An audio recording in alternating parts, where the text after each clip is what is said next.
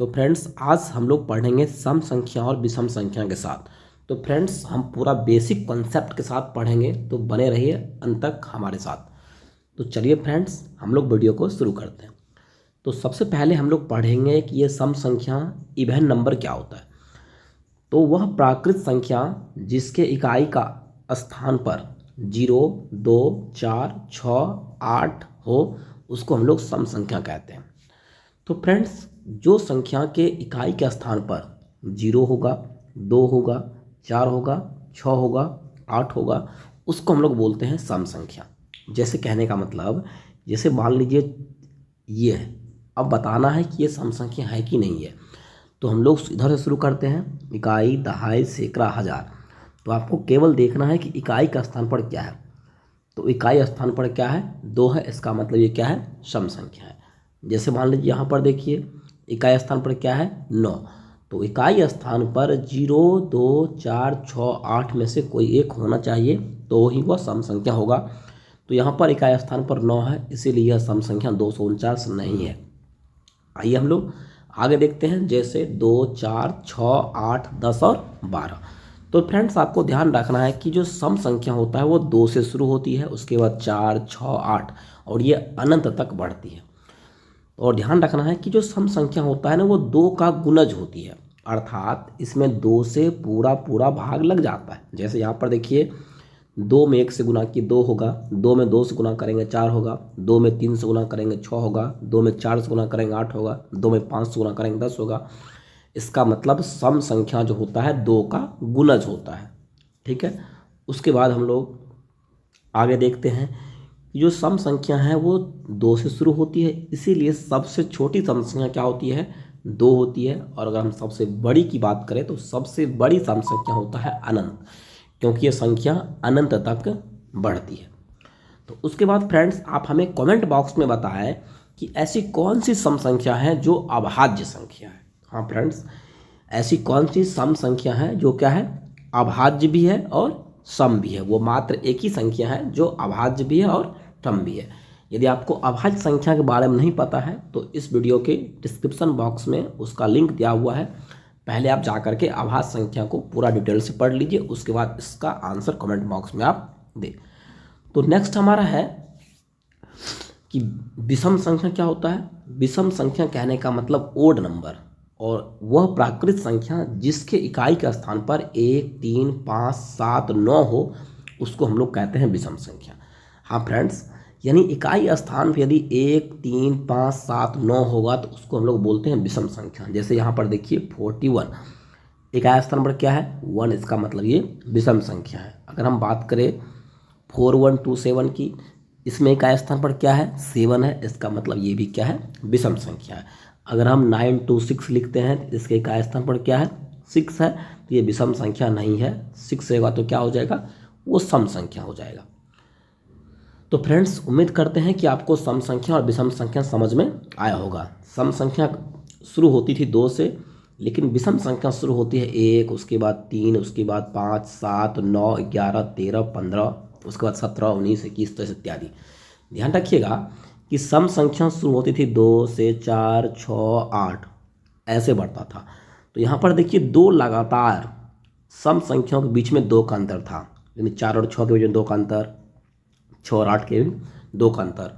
और यहाँ पर 2 विषम संख्याओं के बीच भी 2 का ही अंतर है, यानी 1 और 3 के बीच 2 का अंतर, 3 और 5 के बीच 2 का अंतर, 7, 5, 5 के बीच 2 का अंतर।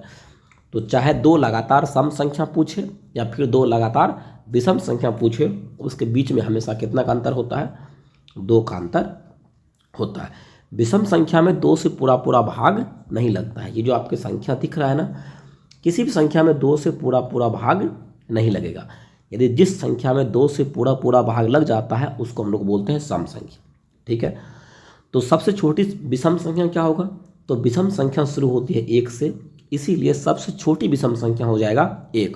और सबसे बड़ी विषम संख्या क्या होगा, अनंत, क्योंकि ये संख्या कहाँ तक जाएगी, अनंत तक जाएगी।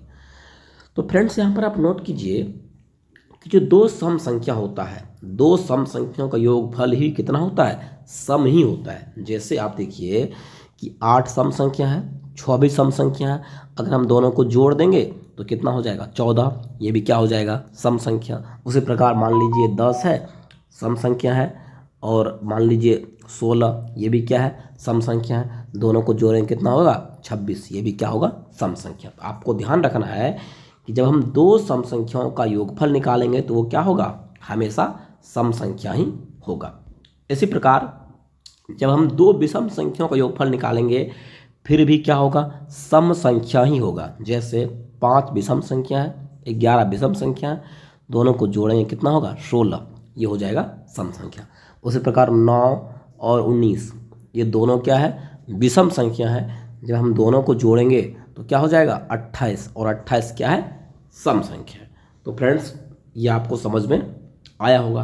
तो आइए हम कुछ इंपॉर्टेंट प्रश्न देखते हैं जिसमें आपको ट्रू और फॉल्स यानी सत्य और असत्य को बताना है। तो पहला प्रश्न हमारा है कि दो सम संख्याओं का गुणनफल सदैव सम होता है। तो आइए हम लोग देखते हैं कि दो सम संख्याओं को आपस में गुणा करते हैं। जैसे मान लीजिए 2 सम संख्या है और 4 भी क्या है सम संख्या है, दोनों गुणा करेंगे कितना हो जाएगा 8, तो क्या आ गया सम संख्या आएगा। दूसरा एग्जाम्पल लेते हैं, 10 मान लीजिए सम संख्या है और 8 भी क्या है सम संख्या है, गुणा करेंगे कितना हो जाएगा 80, और ये भी क्या है सम संख्या है। तो यहाँ पर फ्रेंड्स ध्यान रखिए कि जब हम दो सम संख्याओं का गुणा करते हैं तो क्या आता है हमेशा सम संख्या आता है। इसका मतलब ये कथन क्या है, ये कथन बिल्कुल सत्य है। दूसरा कथन देखिए कि सभी सम संख्याएं भाज्य संख्या होती है। तो फ्रेंड्स भाज्य और अभाज्य का वीडियो हम लोग इसे पिछली क्लास में अपलोड कर दिए हैं, तो इसके डिस्क्रिप्शन बॉक्स में हम लिंक दे देंगे, जाकर उसको आप देख लीजिए।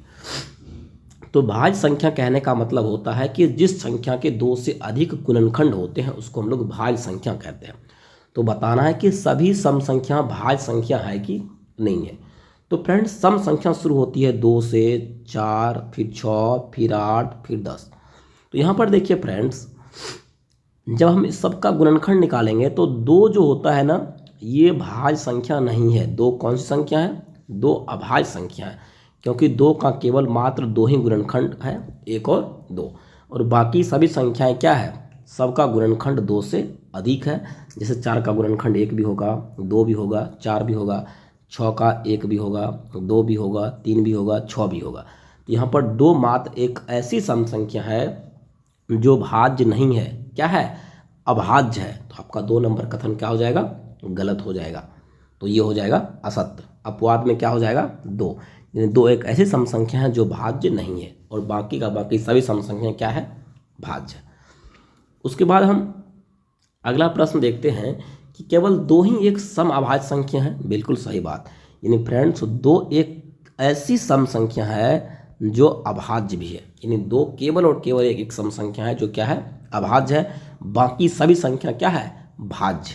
तो यहाँ पर आप ध्यान रखिए, तो ये भी कथन क्या हो जाएगा सत्य हो जाएगा। 2 अभाज्य संख्याओं का योग क्या होगा हमेशा सम होता है। आइए हम लोग देखते हैं। अभाज्य संख्या हम लोग पिछली वीडियो में पढ़ चुके हैं, पिछली क्लास में पढ़ चुके हैं, इसके लिंक दे दूंगा इस डिस्क्रिप्शन में, आप देख लीजिए। अभाज्य संख्या 2, 3, 5, 7, 11, यानी जिस संख्या का केवल 2 गुणनखंड होता है उसको हम लोग कहते हैं अभाज्य संख्या। प्रश्न पूछ रहा है कि 2 अभाज्य संख्या का योग हमेशा क्या होता है सम। आइए दोनों को जोड़ते हैं, 2 3 को जोड़ लेंगे कितना हो जाएगा 5, 5 तो विषम संख्या है, फिर 3 और 5 को जोड़ेंगे 8, 5 7 को जोड़ेंगे 12। तो यहाँ पर देखिए जब हम 2 अभाज्य संख्याओं को जोड़ते हैं तो वो सम भी हो सकता है या फिर विषम भी हो सकता है। यहाँ पर कुछ कह रहा है हमेशा सम होता है, ये तो गलत है।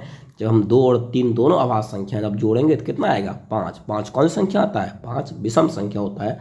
तो ये कथन आपका क्या हो जाएगा गलत हो जाएगा, क्योंकि जब हम 2 और 3 को जोड़ेंगे कितना आएगा 5 आएगा। चलिए हम लोग आगे देखते हैं कि सभी अभाज्य संख्याएं विषम है या नहीं। तो अभाज्य संख्या क्या होती है 2, 3, 5, 7 अभाज्य संख्या है। तो अब यहाँ पर देखिए कि 3, 5, 7 ये तो विषम संख्या है, लेकिन 2 एकमात्र ऐसी अभाज्य संख्या है जो क्या है सम है। तो इस स्टेटमेंट में ये हमारा कथन क्या हो जाएगा गलत हो जाएगा, ये हो जाएगा असत्य। क्यों? क्योंकि 2 एक ऐसी अभाज्य संख्या है जो सम है और बाकी सभी अभाज्य संख्या क्या होती है विषम होती है। तो फ्रेंड